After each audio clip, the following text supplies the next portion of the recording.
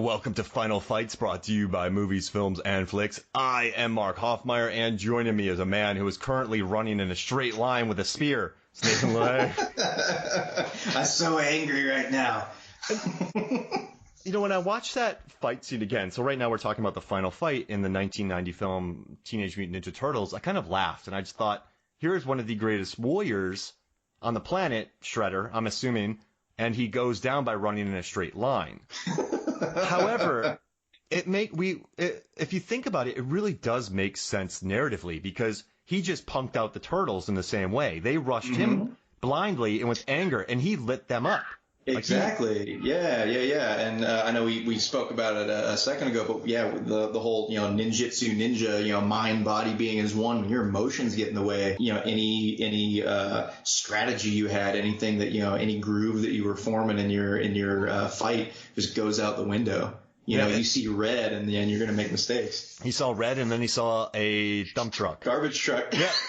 And Casey Jones. And then he saw more red. Oh, yeah. What an ending to what's supposed to be a kid's movie. Murder. Like happily. Yeah. Just straight up, you're dead. And so nonchalant. Oh, oops. Murder. Oops. Oh, no. What happened? It made me so happy. So I guess if you haven't watched this fight, it's at 1:18:29. If you go to Netflix, it's currently on there. Also, just go to YouTube and look up the final fight.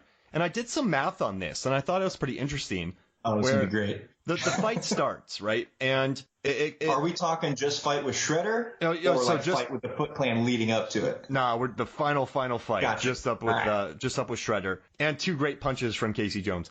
But, so the Turtles, when they first attack Shredder, the first guy who runs in is Raphael. He throws 4 strikes. I got him. Yeah, he gets nothing. Leonardo rushes in with 1 strike. He gets nothing. Then the rest of the Turtles jump in, 3 strikes, block, 2 strikes, block, 3 strikes, block. And then it's up until Leo runs in with 4. He throws 4 sword strikes, and he actually cuts. Mm-hmm. He actually gets the right arm, I think, yeah. He cuts Splinter. So these guys run in, and they throw 5, 8, 10, 13. It takes 17 strikes for them to land 1. I mean, in this fight, Shredder is absolutely shredding them apart. Pardon the pun. Yeah. But I think it's good because I know this sounds silly, but these are ninja teenage turtles.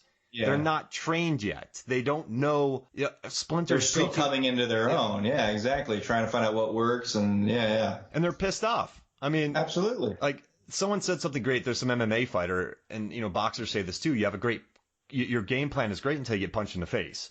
So these guys came up against, a warrior that was more so than them. And the way that they attacked him, he just had something for them, something kind of for everyone.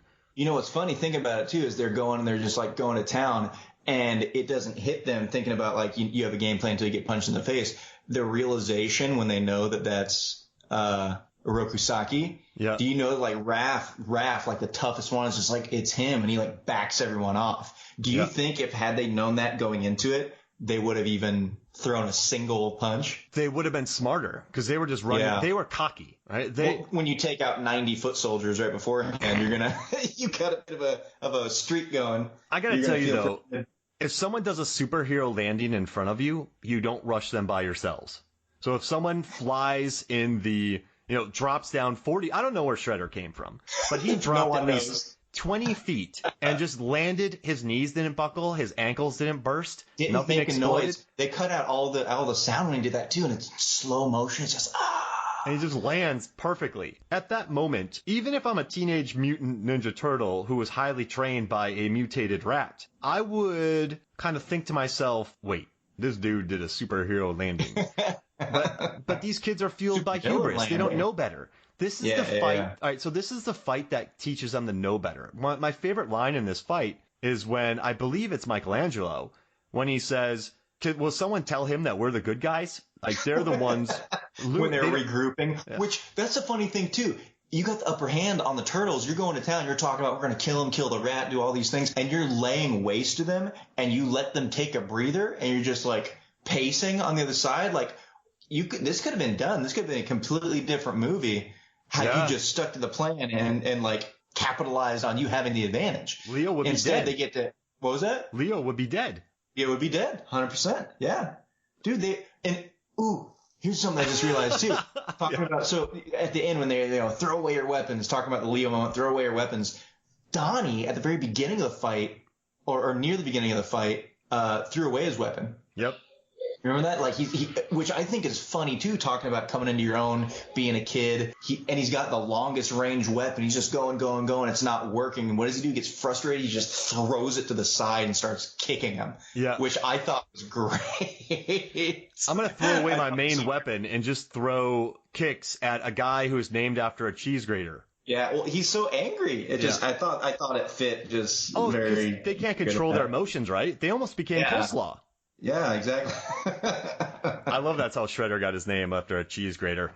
But I think as a storytelling technique, it's strong. I mean, this is a very strong story that's being told. And I looked up the stunt coordinator, dude. And you got to hear these movies that he worked on. He was the stunt coordinator on The Last Ninja. He also worked on. All right, so he worked on Enter the Dragon. He did stunts on that. He did stunts on Black Belt Jones. Then he did Showdown in Little Tokyo. He did Buffy the Vampire Slayer, Teenage Mutant Ninja Turtles 3. He was a fight coordinator, stunt coordinator in Mortal Kombat. Don't put this against him, but he was on Batman and Robin. But this guy who worked on this, Pat Johnson, this dude has been around for just a very long time. And I kind of dig how this fight, like, remember the fight in the antique store? They start at the top, they work their way to the bottom. There's a narrative structure to this. And so I really dug how they kind of built towards that. And Shredder comes in, he wipes the floor with him, he takes him out. These guys throw nothing but, shots that miss. They got nothing going on. And then it just takes Splinter coming up and showing the young kids what's up. Splinter comes in and just says, like, hey, I'm going to piss you off. I'm the dude that scratched your face. Come run at me. I'm going to nunchuck you. And then Shredder pulls a punk-ass move and pulls a knife. Which that, like, it's funny in that final moment that Splinter is kind of just looking at the how they portrayed him in the puppet and everything. He's just a very thin, frail, old, and he gets a knife chunked at him. He just catches it in midair. Yeah. I think that was so great. Just catches it and lets that dude drop to his demise. And then gets smushed. And I also want to throw in this Pat Johnson. He also worked on Punisher Warzone, which is one of my all-time guilty pleasure films. If you haven't watched it, it's insane. And he also did Green Street Hooligans, which I dig a lot. But yeah, I mean, I don't know, man. Like you said, he gets cheap. Splinter catches the thing. He dies, and then he tells the Turtles kids. But this final fight, it just shows that there's. Yeah, baby. I'm almost done. It's fine, man. You got Nathan had joined me. He has a couple kids running around, so it's totally fine. Have they watched the Turtles yet? They have. I think they liked it. It's one of those things, like, I think I showed them the TMNT first because it's a little more, this is for kids and this is goofy and doing all that. But then it also has, like, the big giant monsters in it. Oh yeah. So it's like that skirting that line. But I've put it on before and they've enjoyed what they've watched. I don't think they've gotten through the entire thing yet. But there's some heavy stuff in this film, probably for a youngin'. There will be many, many, many viewings with Dad, I'm sure, as they get older. But no, they're being great, man. It's all good. But yeah, so I mean, I guess what I like is, at first when I watched this fight, my first reaction to it was, well, that kind of wasn't good. But then I took a long walk on a beach. I listened to Dido. Remember on Love Actually when that guy goes walking after Keira Knightley sees that he filmed all that footage? Oh, yeah. Then he goes walking around thinking. I did one of those walks. I did some punch dancing like Kevin Bacon in Footloose, and I just thought it through. But then I guess I came back to think about it, and I like the story that this tells. I like how this builds, and I think it's more about the character building than the actual fighting, because there's definitely better fights in this film than this one. Yeah. But, like, I don't know, man. I dig, I like Shredder making him flip. I like him almost killing Leonardo. I like the fact that Shredder's a cheat. Yeah. And Splinter's a cheat. Not a cheat, but they're not. Does that make sense? There's a difference between being a cheat and knowing your enemy. There it is. Splinter knew that this was going to set him over the edge, and if he had any shot at ending it quickly, two, getting this guy away from his kids, then this is what he was going to do. And then, Shredder thought that he was unarmed, and he had the old nunchaku that Mikey threw over. It got stuck on the thing. Exactly. Yeah. And also in this final fight, we got to talk about, there's a little side fight where Casey Jones knocks out 2 foot members with a dump truck and he takes out the spares. But Ooh, leftovers. Yeah, leftovers. Yeah, man. He gets in a truck, drives it perfectly, knocks him down. But then 2 foot soldiers run at him, and he obliterates them with 2 punches. I mean, the first one we can call the first one a punch. The second one we can call an action pose. So he poses, and a clumsy foot soldier runs into him. But I mean, what are his fists made out of? I don't know. Thoughts and prayers? I don't know. Like what's the most effective thing that could just floor someone right away? I mean, are those gloves like some sort of like adamantium? Whoa. The fingerless gloves that he's got. I mean, those are the best fingerless gloves since Commando. Oh, absolutely. And that's one of our final fights as well, where Vernon Wells fights Arnold Schwarzenegger, so look that up as well. But no, man, I think I've done a lot of these final fights so far, and there are final fights that tell stories, but then there's just hokey final fights. But I think of all the ones we've covered so far, this might have the best narrative to it. No, yeah. we also did Rob Roy. That narrative is amazing. And it's definitely got a good arc where they come into it very cocky. We just took out all these guys. There's this one last guy. There's 4 of us. What's he going to do? And then they're kind of, humbled by that. He almost idiotically gives them a break to, collect themselves. And then they come at him smarter, stronger, and they're serious about it. You can tell them they're fighting, even though they still ultimately fail. And then, ask him. And when Splinter comes up, everything just falls apart. Yep. And they're almost very, very, they take a big penalty. Like, they might lose one of their brothers. Yep. And then here comes Splinter. And again, they switch roles. Shredder's all cocky and I got this, you guys are mine.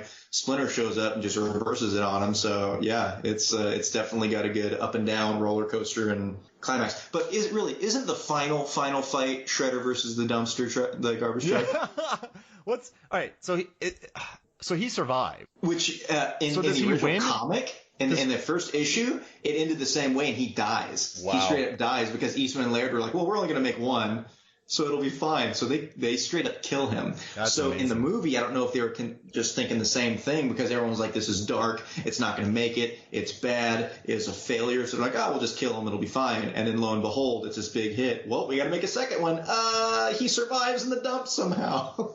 You know what I bet you that they saw Ernest Scared Stupid, where Ernest survives in the trash compactor, and then they're like, yeah, we can do that to Shredder. And another funny thing, there's a good moment in this where it's almost Spaceballs-esque, where good is dumb, because they throw all their weapons away. Yeah. Well, I don't know if that would necessarily be dumb. If it's, you lose these or, your brother is going to be killed in front of you. But let's say he kills Leo. Are they going to run away? I don't think so. I think they would Butch Cassidy and Sundance, and I think they would just like run at him. And then the movie stop. Exactly. And you don't see what happens, but you can just assume that Shredder killed them all. How much, talk about a dark ending. You got a dead turtle on the floor, Shredder standing over them, the 3 turtles are leaping at them in slow-mo, and then it just cuts, and that's the end of the movie. We wouldn't get Casey Jones's last little straight punch. We wouldn't get anything. All 3 of their heads get lopped off, and then the screen just ends. There you go. How many kids would be traumatized? All of them. No, but I like it, man. I think we've talked about we've talked about a lot. I just love the story that this final fight tells, and I think that's a testament to this movie. I think everyone went in and did a pretty good job with this film. I mean, despite the people don't really give it the greatest critical scores, but I think Steve Barron did a good job. I think the guys who wrote the story, Todd Langdon and Bobby Herbeck, and one of them worked on the Fred Savage Show. Wonder Years? Yeah, Wonder Years. Okay. One of the writers worked on the Wonder Years, so you can tell it's endearing. But I like the way they wrote it. I think it was good storytelling, and we got to watch a cheese grater get put into a trash compactor. We got to see the villain murdered. Who doesn't like